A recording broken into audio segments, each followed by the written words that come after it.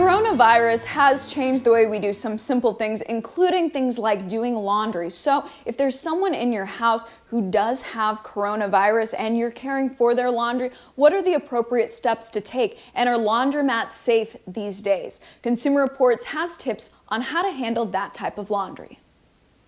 If you're living with someone who has a suspected or confirmed case of the novel coronavirus, there are important safety precautions you need to take. First, keep any contaminated laundry in a separate bin. We don't know exactly how long this coronavirus survives on fabrics or clothes, but researchers think that it's possible the virus can remain infectious on clothes for hours or even days.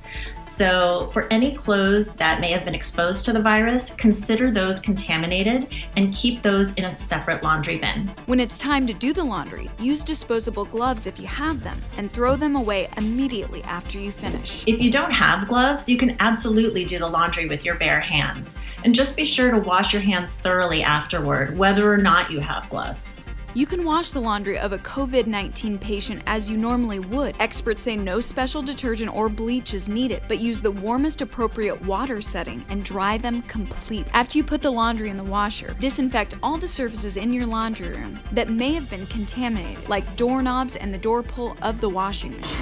If you're using a shared laundry facility like an apartment building or laundromat, disinfect handles and surfaces before you touch the machines. And most importantly, your chances of getting the virus from someone else directly are much higher than getting the virus from a surface. So the most important thing is to stay at least 6 feet away from anyone else. And a final reminder, when you get home and finish the laundry, be sure to give your hands a thorough 20-second wash with soap and water. Well, these tips are also important if you or someone you live with works in a hospital or another place where they could have come in contact with the virus. Bill?